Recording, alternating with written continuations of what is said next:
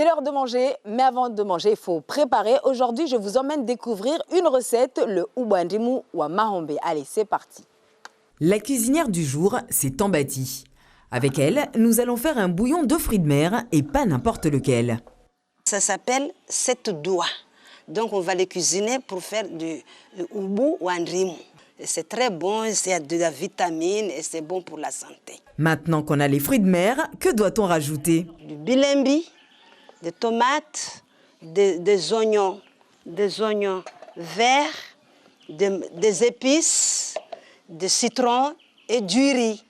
Et pour relever tout ça, on rajoute une mangue verte et on écrase le piment avec les épices déjà mélangées.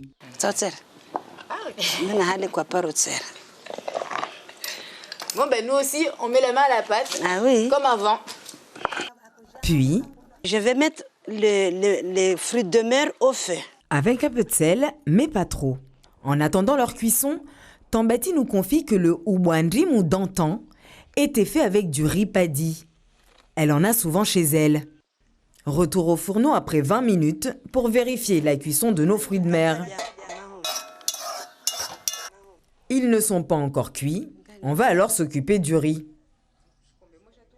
Mettre l'équivalent d'un bol dans la marmite. Le laver et rajouter ensuite beaucoup d'eau. 5 minutes se sont depuis écoulées. On enlève les fruits de mer du feu pour y placer le riz. Voilà.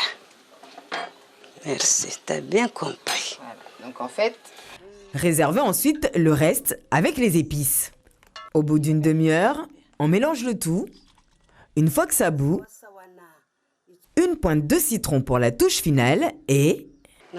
Là, c'est déjà fini, c'est cuit. C'est déjà fini. Donc en 1 heure? En 1 heure, le ubandimu est fini. Traditionnellement à Mayotte, on ne passe pas à table, mais sur la natte appelée javi, donc... Bon appétit.